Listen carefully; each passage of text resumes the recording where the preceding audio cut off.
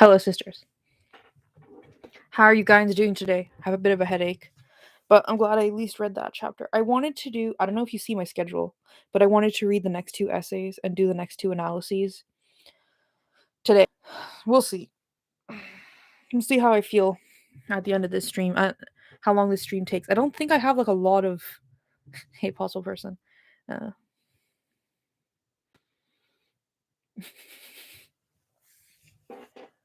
Mama, come here. Come on.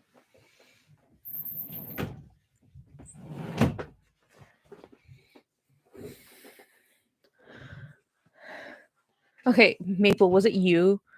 Who was it that was like, this is actually interesting and it's not about for. Oh, Apostle Person says, yeah, I feel like this is actually good if you're interested in mediation. Niche, but a pleasing lack of Freud. Very much agree, Apostle Person.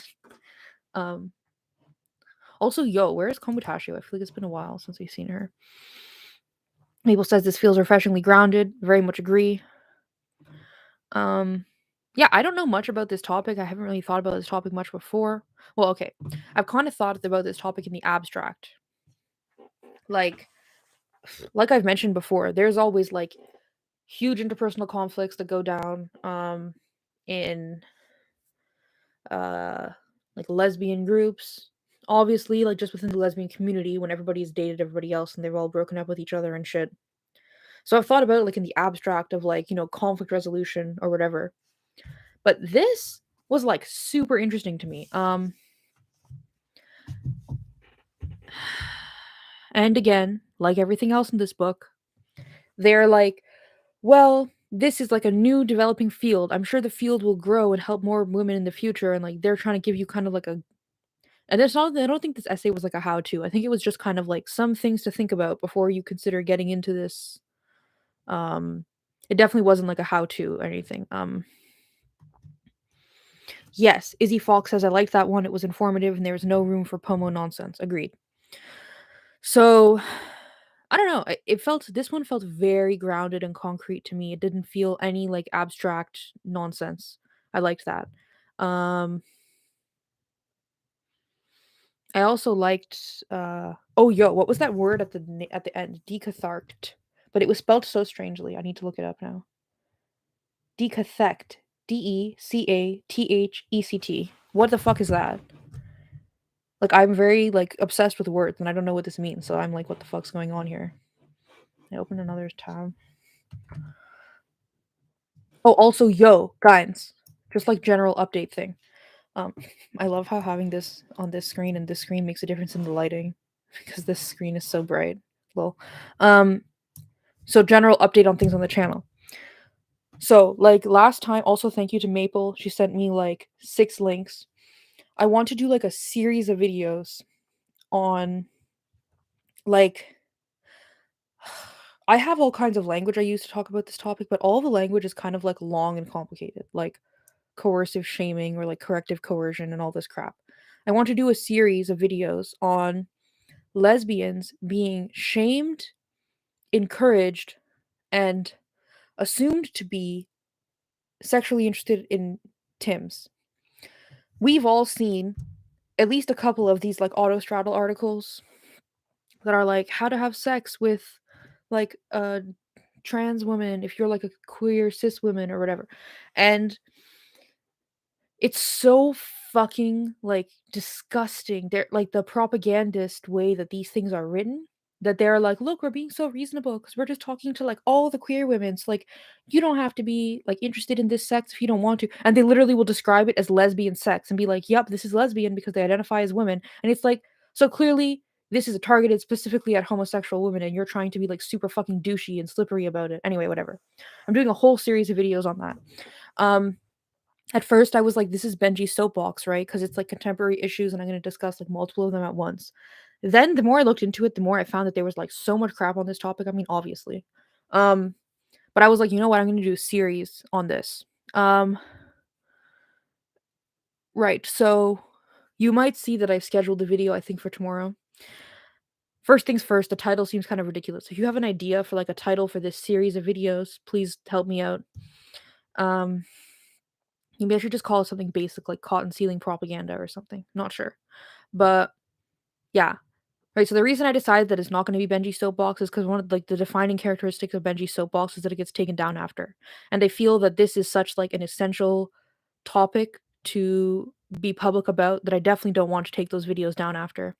Also, I want to do those videos on OBS, like, on the streaming software so that I can, like, mostly it can be, like, me in the corner, and then the rest of the screen will just be, like, the articles so we can, like, read it together, but I'm not quite sure how to do that because some of these articles, they have, like, drawings or photos of, like, sexual stuff that is including, like, a phallus, which, if you spend time on YouTube, you know that's not allowed.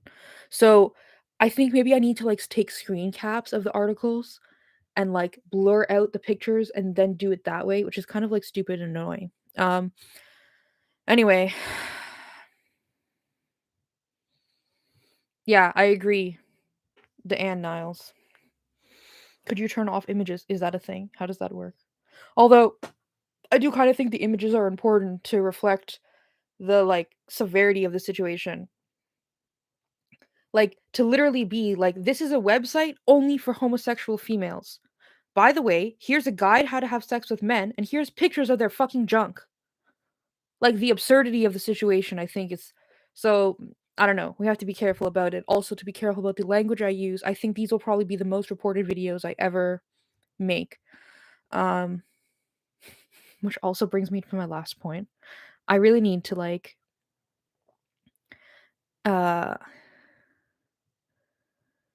yeah, that's what I mean, though, like, I can't just scroll through the website if the images are there, so I have to, like, screen cap it, censor them, and then use the screen caps of the censored stuff, so it'll be a bit annoying, but after doing that, live stream with Lisa and Radical, I saw the way that they do it, and it's not that hard, it's like a slideshow, I'm like, "I can do that."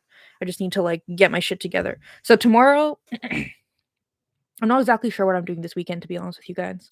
I kinda wanted to do the last essay of this book today, because how many pages is it? It's, like, very short, I think it's, like, 6 pages. Um,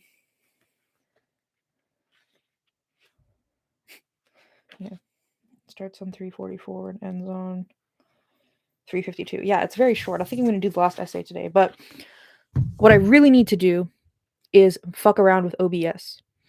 Because StreamYard, you have to pay for it if you use it more than 20 hours a month, I think, and, like, me and Rachel, we use it about 2 hours each stream, so it's been okay. But I really want to be able to do all my videos with OBS so that, like, even in these ones, like the reaction videos to like the analysis videos of the essays, it would be nice if I could, like, Google the author's name and pull it up and show you guys or something like that, right?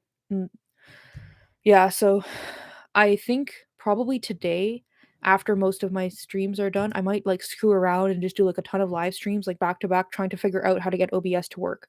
Because last time I tried to get OBS to work, which again, it's like basically open source StreamYard that you can download onto your computer, which I have. I couldn't get the audio to work properly. And I couldn't get it was something to do with, like, the age restriction or something was being strange. So I need to just mess around with that. And then once I have that working, I think I'll do all my videos through it because it's much better. I think I can also do the thing where I bring comments onto the screen, which is nice, obviously. So yeah, this series, like, I'm gonna call it the Cotton Ceiling Propaganda series, is going to be my big push to actually get OBS working because I've had this computer for like a month now and I haven't done it, even though I, like, downloaded it the day I got the computer. Okay, let's talk about the essay. Was there something else? Oh yeah. Okay, so I now have like 8 articles on this topic, or blog posts, whatever, on this topic that I want to cover. Kyo Itoshi. The first time I read your name, I thought I know that there's extra letters, but I was like, oh, Kyoshi, like the Kyoshi warriors, like from Avatar. um, Also, I don't know if Oh the Lovely Poems is still here, but it's nice to have you back. And Marion, salut. Yeah. All right. So, right, on that note, if you have, and also I would like to expand it because I don't want it to just be articles because that's kind of like ephemera. Like, I don't know how to. It's like the articles are worth something, but I think when it comes in a printed book, it's like much more impactful. I know there are at least two books that are like The Joys of Lesbian Sex or whatever, like recent publications that uh that have like literal like diagrams of like how to have hetero fucking sexual sex for lesbians. Um there's one that's really famous that I have the screen cap, so I think I'll talk about that. But basically this is my call out. If you know of any of this like concealing propaganda, especially if it's in your own language in your own country, I will like translate it because I want to show like how widespread this is, right? So like if you have something like Spanish or German or whatever, like send it to me and like let's that's what Google Chrome is for. Yeah, so I'm just drop my email here again for you guys as usual. I mean, if you've been around, you know that my email is just my name, so I'll just drop it again for any new guys.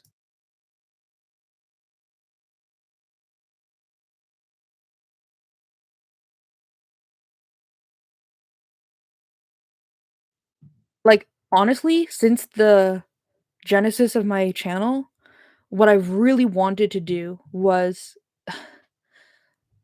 like, okay, so when I first started my like very first videos, I was like, I just want to get my story out there to be like, look how common this is, and also to be like, no offense to anyone else who's making videos, but I feel like a lot of the women who are making videos about like not like medical transition, but like the psychological aspect of like transition and detransition, I felt like they would get like really into the minutia of like one aspect of it, but not like the whole thing. And I was like, I want to get into the minutia of everything, so people can really understand like why did I do this? What was I feeling, right? And through that, I was trying to like humanize the process. Then I was like, I want to interview as many detransitioners as possible to humanize the process. As you, if you've been around for a while, you know there's like a lot of issues with that when it comes to like longevity of being able to post stuff. Um, and also, it's a very nuanced situation of like, is this person angry at society so they're willing to do all of their like bleeding on the internet, or is this person like grounded? They've processed what's going on, and now they have like a rational thought of to air their grievances. Like there's two different camps that a lot of detransitioners fall into, and it's like, am I exploiting someone who's in an emotional, vulnerable situation, or am I platforming someone who has something to say? You know.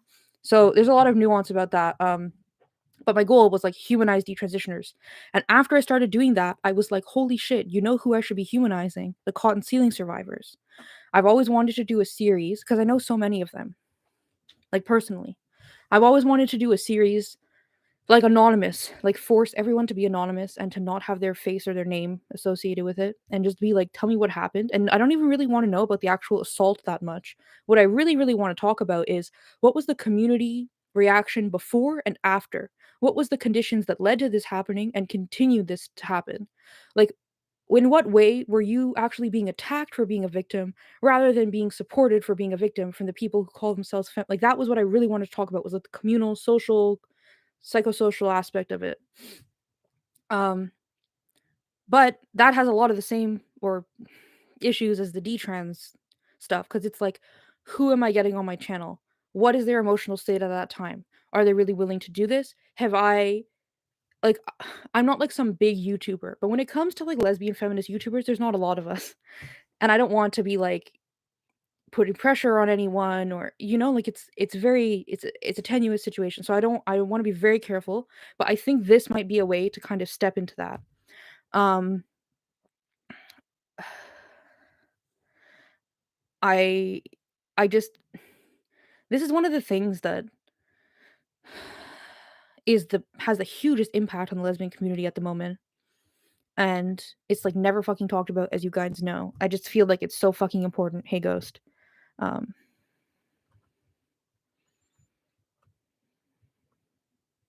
yeah, Matt Adams says plus the argument they use that no one is actually shaming lesbians into sex with men. They pretend it's not even happening. Yeah, very much agree. Okay, what was the word I'm looking up? Then we're going to talk about the essay. And I'm definitely going to read the next essay. It's only 6 pages. It's like what, 30-minute read. Um What is this word? Decathect.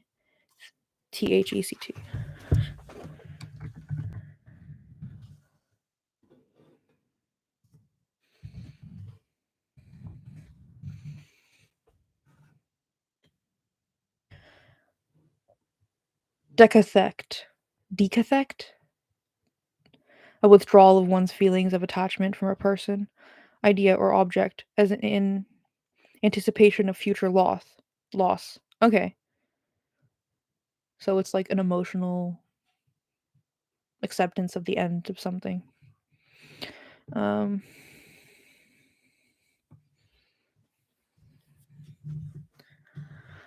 Maple, fucking exactly Maple. Maple says, the Tims not only want to have sex with lesbians, they want lesbians to know exactly how the Tims like it. Yeah.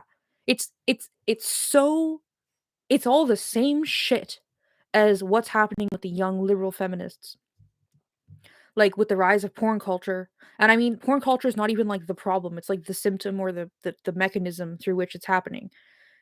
It's like how many freaking girls who are like 12 know that when they have sex with a man, eventually the man is going to want to like choke them and spit on them and whatever, right? They're like the society is being groomed that women know this is what men expect from you. You have to be ready for this. They're just turning that on lesbians now. Yeah.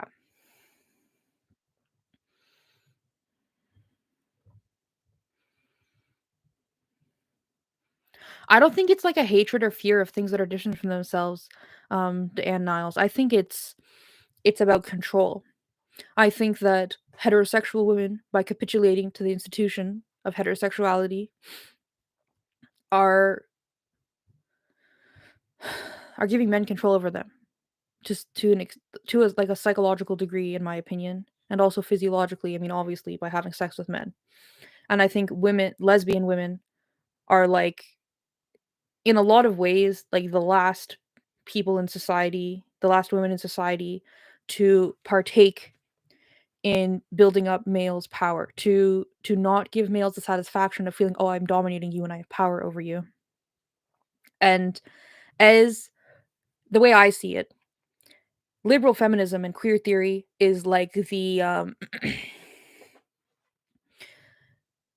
in my view, the most recent infectious totalitarian um form of patriarchy that we've seen in the last couple hundred years. I'm not like a historian or anything, but that's how I see it. And so it makes complete fucking sense that it is now, with this mechanism, that they're making the final push to go after lesbians in a new and more exciting way. Yeah. Anyway. Okay. Let's talk about the essay. Anyway, I don't have much to say about the essay. It was pretty good. What did you guys think about it? So this essay, very, very concrete. I would definitely put this in like one of the top essays in the book in terms of like actual usefulness.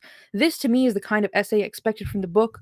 When I read like what is this book about, and I read like the titles of the essays, I was like, okay, so this book is going to be a lot of like either how to's or like this essay, not exactly a how to, but more of a things to consider and think about, and like let me teach you about this concept of like therapy or this concept of this thing to help lesbians. That's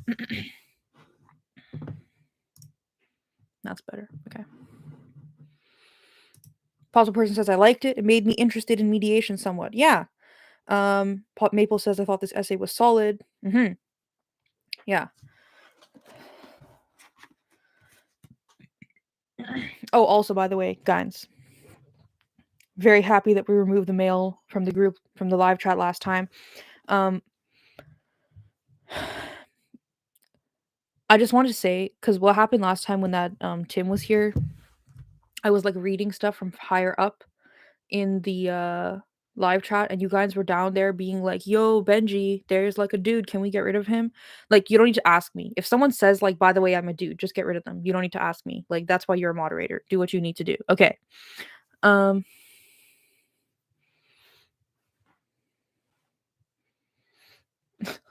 I've actually thought about going into law. I think I would be pretty good in some fields of law, but I don't think I would be good at actually going to law school because I'm very bad with like the concept of school and like memorizing crap. But I have like a very analytical mind. Like I love talking to lawyers. Um Maple says, value your life, value yourself, value your resources. Don't give yourself away unfairly. Good lessons. Yeah, I agree, Maple. I think was kind of the thesis of the essay.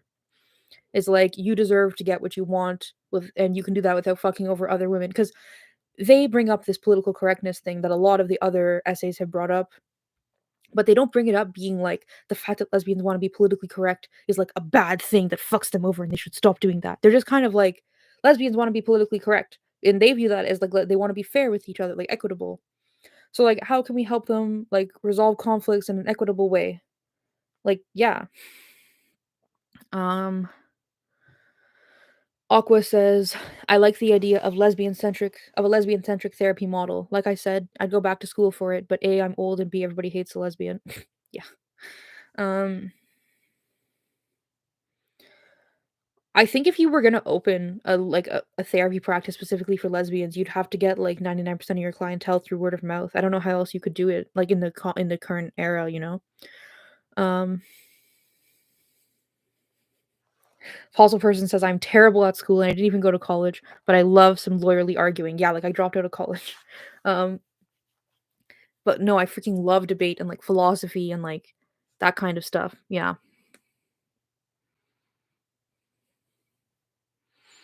It's like the only socially acceptable way to have a good fight and tell someone to their face you're wrong. Yeah. All right. So, like I said, this is not going to be a super long analysis. All right.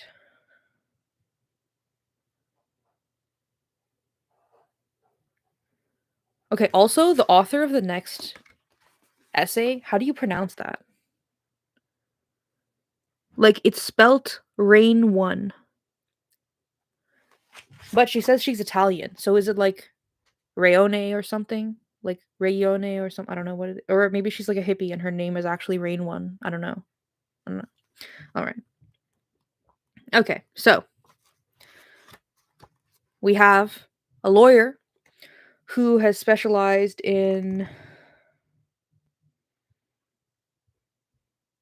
family law and civil rights. And we have a therapist who, okay, no name, right? Yeah, that's what I thought maybe. Okay.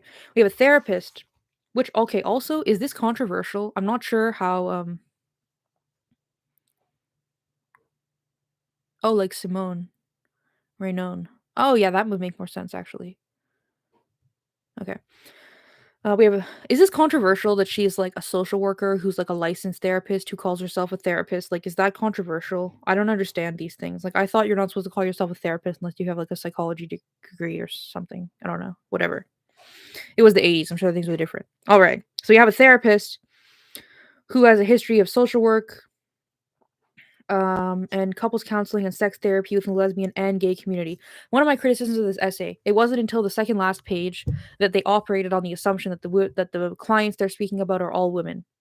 Where there was some kind of phrase, I think it was from Triantafillou, who was like, um, when a client comes into therapy, this will be like her expectations. That's the only time that it's assumed that all the clients are speaking about are women. I understand that their practice is not lesbian specific. They said they also do with gay men the same thing. But it would, to me, it's been really, really refreshing, the essays in this book, which operate on the assumption I'm speaking to women about women, and that's it. Like, that was really refreshing to me, and that wasn't lacking in this essay, which is kind of disappointing because I do think this essay had like a much more lesbian feminist perspective than a lot of the other essays in the book. Um,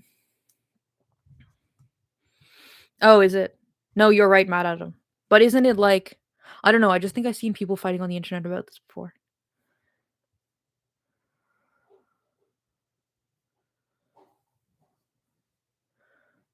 No, yeah, I actually thought, like, after I dropped out of school and moved back in with my dad, I actually was like, what am I doing with my life? So I considered law, I considered therapy. Um, and I talked to someone who had just finished his PhD, um, and was like doing his last year of stuff before he was a real like a real psychotherapist or whatever. And he literally told me, he's like, you shouldn't do what I did. He was like, do that. He's like, go to do an undergrad in social work and then just do like extended like professional training after that. Yeah. Okay. Anyway, but I was like, I hate school, so I'm not doing that. All right. I mean, if anything, I think I would do like a 2-year college, like community college degree. Oh, maybe that's what I'm talking about. Isn't there a distinction between psychologist and therapist? Maybe that's what I'm talking about. Okay, never mind. Ignore me. All right. So, So basically, the way that they got started was that the lesbian a lawyer, she said there wasn't a ton of them, and they both say they've been in practice for 10 or 20 years, right? So you can imagine this was like in the late 60s and the 70s when women lesbians were being like, "You're the only lesbian lawyer I know, and I want to basically get like divorced from my wife or partner or whatever because they're not legally married, whatever. Like, help me." She would get calls from the same couple from both women and was like, "Well, I can only represent one of you, and I don't know any lawyers I can recommend to represent the other one because lesbians." And also, like she keeps saying, there's like a lot of risk for lesbians going to court. This has been mentioned in some of the lesbian history books I've read, where when the lesbian couple breaks up, one of them goes like scorched earth on the other one to the point where she's willing to like out her, get her kids taken away from her, get her fired, like go like fully scorched earth on the other one, even though they're both lesbians. So, yeah, I So yeah, she was like, I would get a call from both of the women and kind of be like, well, I can't help you because I'm already helping this one, and I can't recommend you to someone because I don't know anyone. So, kind of being like in this position of not being able to really help the women they wanted to help. And they even discuss it when they discuss the fees. They're like, so as far as I understand it, there is 3 1.5 hour sessions, or 3 to 6 1.5 hour sessions, depending on what they agree upon at the beginning, as far as I understood it from the essay, and that the blanket fee is $400. And for them, what that works out to is they're each making less than half of their usual hourly rate. But it's very clear to me that they're doing something that a lot of lesbian feminist lawyers I've known do. That they have like a main career where they make their money and they spend like 40 to 70% of their time doing that. And then they spend like 30 to 60% of their time doing like what they're passionate about that doesn't really make money, helping lesbians. Yeah.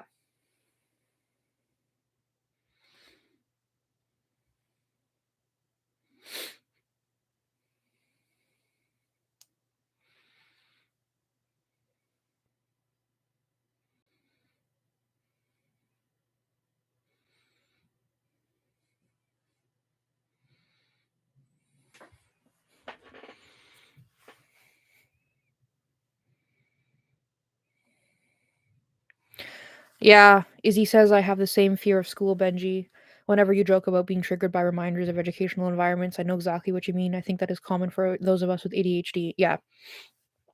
Um, and it's so sad to me because like I'm not stupid. And like, but I don't have that piece of paper to prove that I'm not stupid. you know? Um, I wish I was a lesbian feminist lawyer. What a cool life. I don't know though. I think it's probably really depressing and isolating because it's like, oh, she brings up in here, which I it's very refreshing. Even the concept of a feminist lawyer is like an oxymoron because doing any law at all, you are complicit in a patriarchal institution, right? This was it in this book? Okay, well, whatever.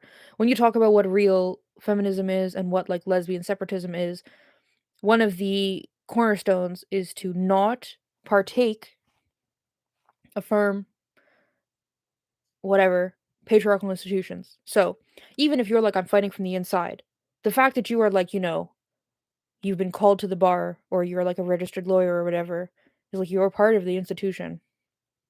And, you know, maybe in the heyday of like lesbian feminism, maybe in like the 70s and 80s, there was like small little law practices in really big cities where you could have I don't remember the technical terminology, but you know how when you're doing law, you have to do like articling or whatever, like after you finish your degree, like after you finish your law degree, so that you like get hands-on experience before you actually can become like a real lawyer. There used to be, as far as I know, some lesbians who would like mentor the younger ones. Like very small, very hard to find. Like if you lucky, you get that. But other than that, you're going to go into probably like some big law firm and be like doing all the scut work for a bunch of men. Like I feel like it's really difficult to like become a lawyer and get a reputation and build your career and stuff without partaking in all this patriarchal bullshit. That said, obviously the lesbian lawyers are badasses and I love them all. Like I know some in Canada who are like fucking heroes, man. Like fucking heroes. They will do the work no one else will do, representing the women nobody else will represent, helping the women in the prisons, helping the women who have been, like kicked out of domestic violence shelters because they didn't want a Tim there. Like they're fucking heroes and they're amazing. But I do like that she brought up like the question, is it even possible to be a feminist lawyer? Because by being a lawyer at all, you're taking part in a patriarchal institution. So I appreciated the nuance. Hey, cave monster. Oh yeah, Julie Bindle's. I don't know if girlfriend is the right word. Aren't they partners? I feel like they're basically married, except for the aspect that they are both against the institution of marriage.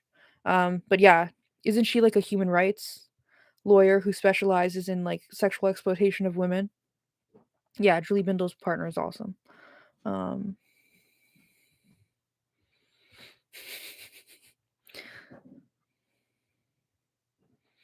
Paul's person brings up a very good point. Honestly, it's hard to be in any quote unquote professional position while being true to full feminism. Yeah.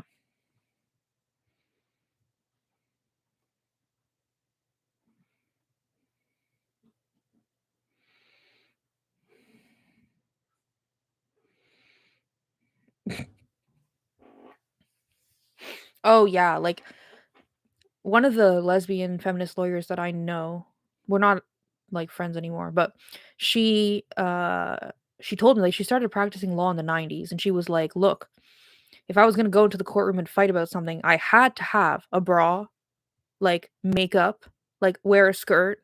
She's like, "You have to do these things or nobody would take you seriously." Like it literally was like, "Do that or you're not going to get what you need in the court case."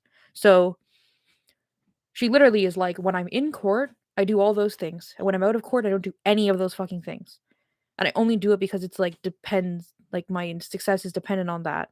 Um no, it is totally heroic, Maple, I feel there. Um yeah. Okay.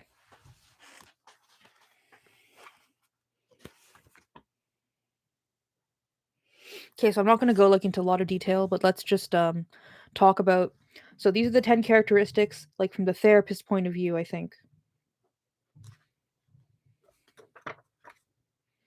Cuz this is where's the one?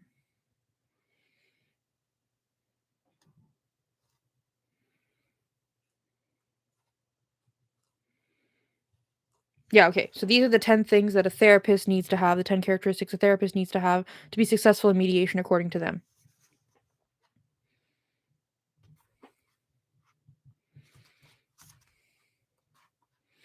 Okay, 1, create creative contracting. 2, enjoying the role of director and the process of orchestration. 3, a degree of extroversion. 4, being clear about values.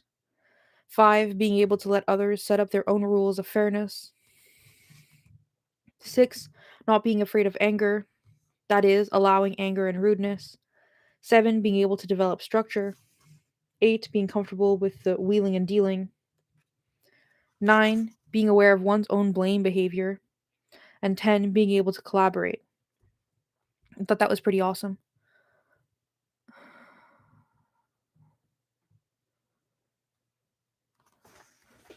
There's actually a lesbian lawyer drama in Jessica Jones. Yeah, also in The Good Fight, lesbian lawyers. Where else is there lesbian lawyers? I think Ray Donovan has a lesbian lawyer in it. Watch a lot of legal shows. There's definitely at least one bisexual woman lawyer in one of the Law and Orders. I couldn't tell you when or where she appears, but I remember her. Yeah.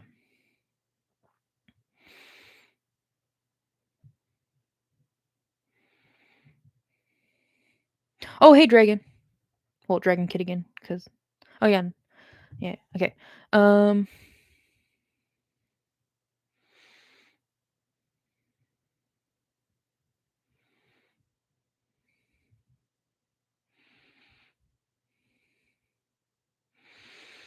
A bird killed me. I have seen. Oh my god. I read this gay romance novel last year. It was like, oh no, I didn't read it. It was an audiobook. It was a free audiobook on one of my subscription services. And it was by an author that writes like gay harlequins. And I was like, you know what? Let's see what it is. And I got kind of into it because one of the characters was like pretty interesting. But I was like passively listening to it while I like cleaned and shit. And at one point, like I think like like 2/3 of the way through the book, one of the characters basically comes out as non-binary and is like, I don't want to be called he, him. And like, I like wearing like feminine clothes or something.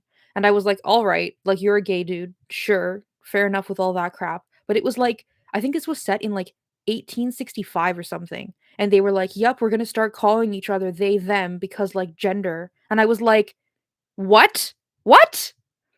Um, was the other really cringy historical anachronism was,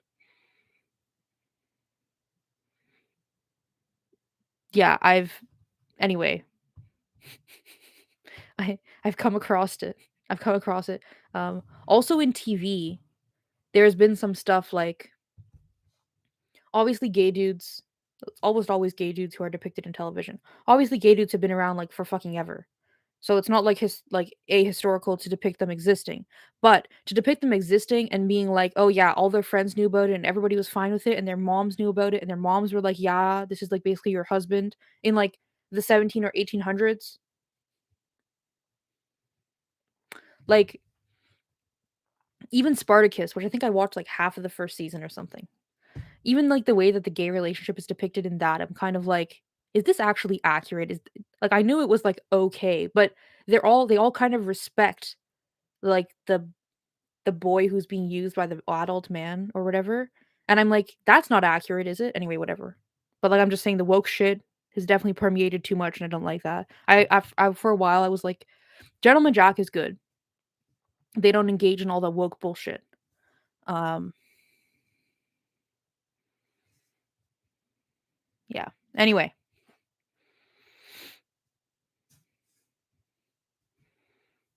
y'all all need to watch Gentleman Jack.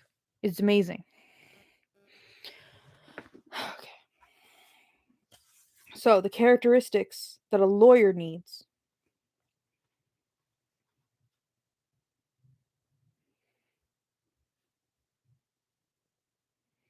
Okay. A willingness to take risks within the legal community, because I guess basically what you're doing is controversial, right? A belief in establishing a new form of conflict resolution or a distaste for the advocacy system. Like if you don't already have it, it's like you're going to develop it by doing this. Um, no fear of feelings or dealing with feelings, their own or others, because like she mentions, it's like in legal work, a lot of the times everything is like very, very cold and you're dealing like you're completely ignoring all emotions. And then mediation is the opposite. Um some experience in therapy themselves, some experience in grassroots feminist groups. To basically, I think, understand like the social aspect of what's going on.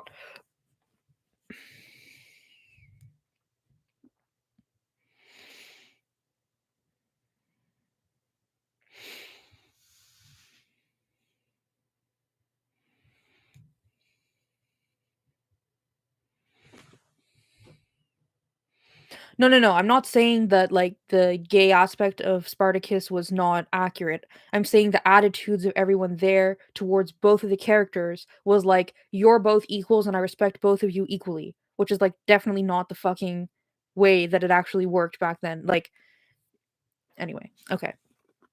Because didn't, wasn't like in Greco Roman, like homosexuality, wasn't it viewed like very, very, very concretely that there is like the man and like the one who takes it or whatever. And so like even though it's like acceptable, the way they're both socially treated is like very, very different. Am I wrong? Like that's how I understood it. Anyway. And like the way it's depicted in the show is like it's like this utopian place where all the gays are like treated equally. And I'm like, is it? Anyway. Okay.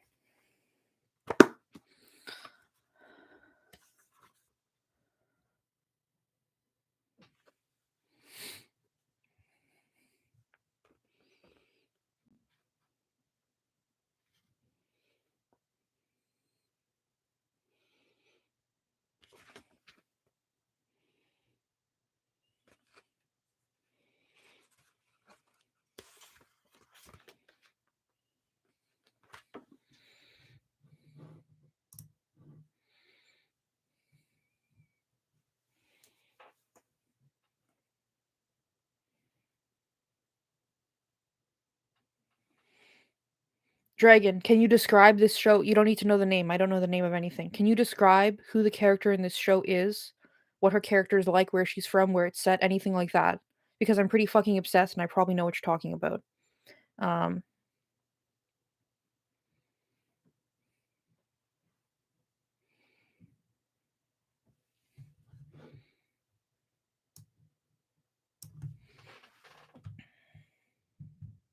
oh, in oh no, they're both therapists. In Mindhunter, the main lesbian character is a therapist, but isn't her partner um a lawyer, or am I wrong?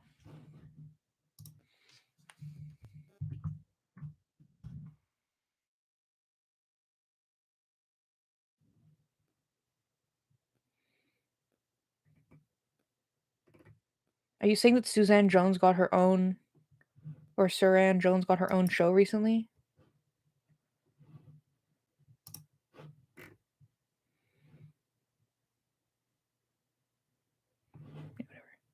All right.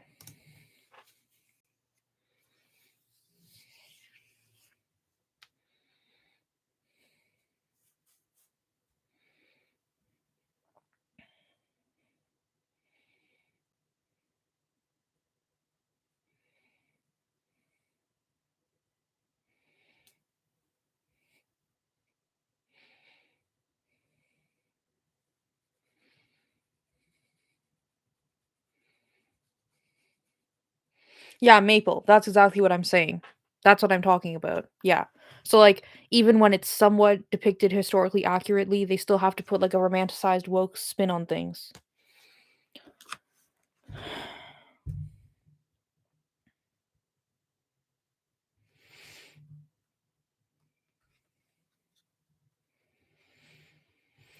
So I like how they mention like that lesbians generally want to be politically correct, but that's not like a bad thing. That's not proof that like lesbians are like infantilizing themselves or whatever a lot of the former authors have kind of tried to allude to.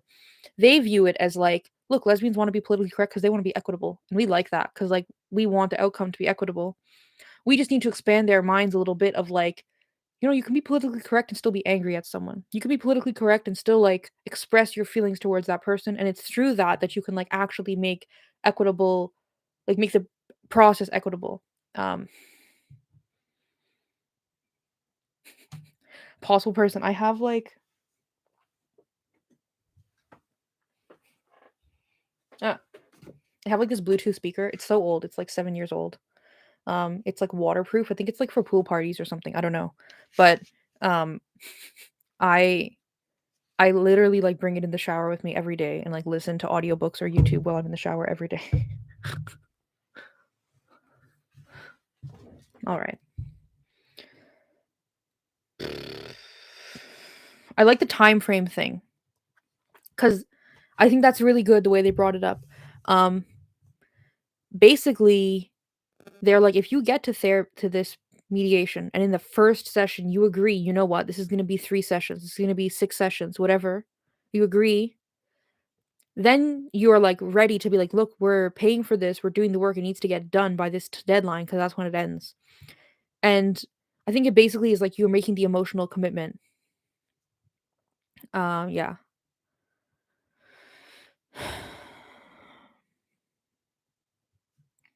I mean, also another option is depending on how your shower is set up.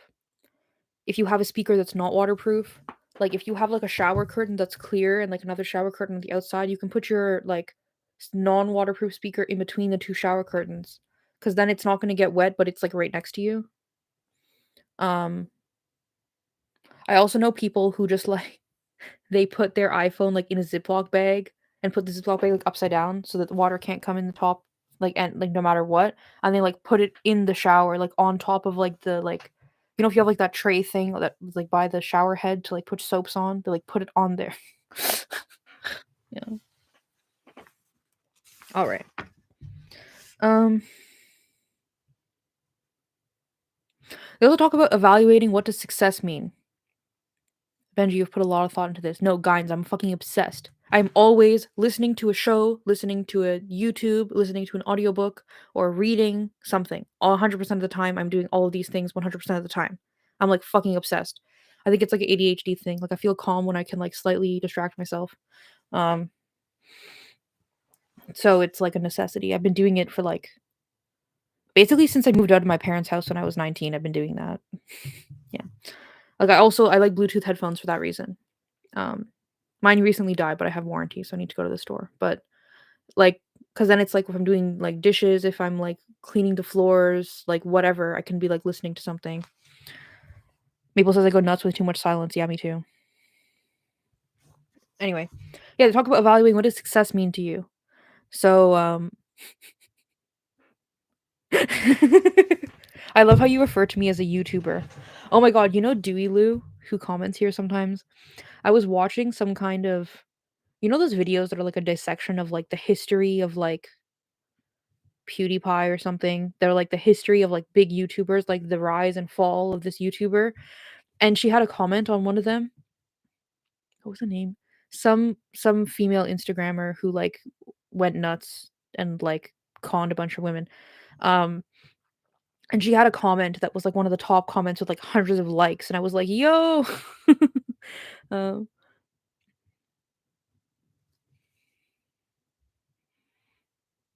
oh, mad at him. That sucks, man. So they talk about like the balancing between like what do I consider a success and what does my client consider a success, and like where's the line. I think that's really interesting. That they brought that up.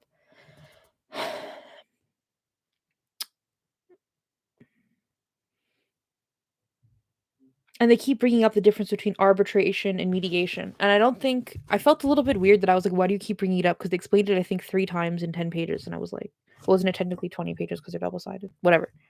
Um, and I was like, maybe you don't need to hit us over the head with that so much. But I feel like the reason they brought that up so much and the way that they concluded the essay with that as well was basically kind of being like, look, arbitration tells women like this is what's good for you and this is what you have to do. Mediation is more feminist because it one of its purposes is to process feelings and um help women like resolve the emotional and psychological aspects of this to move on, and that through arbitration you don't get that, and so this is more feminist basically. um and I also kind of felt like the way they brought it up, they were kind of being like, look, women come to us trying to get us to solve their problems for them, but the point of mediation is for you guys to solve your problems with each other. um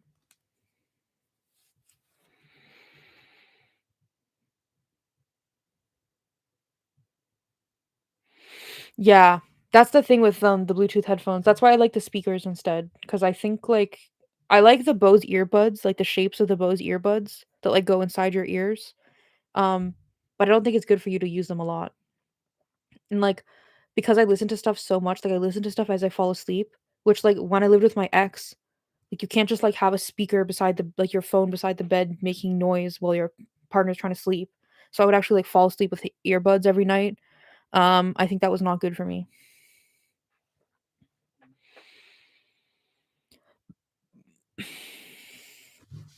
Alright, so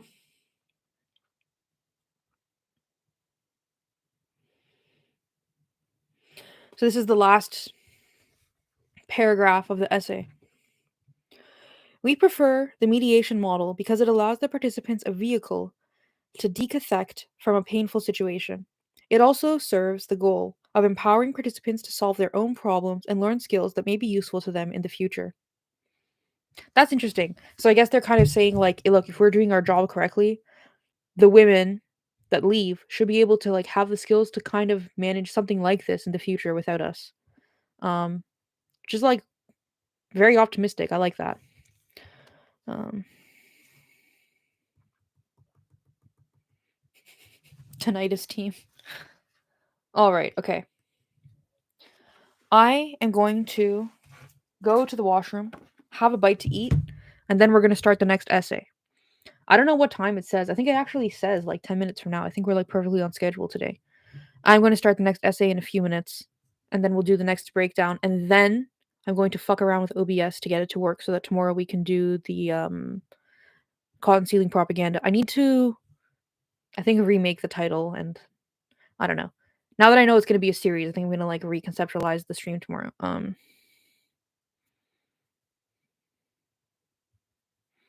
Whenever I see Halifax, I think of like Halifax, Canada, but I know when then you say Gentleman Jack, I'm like, oh yeah, Halifax, England. um.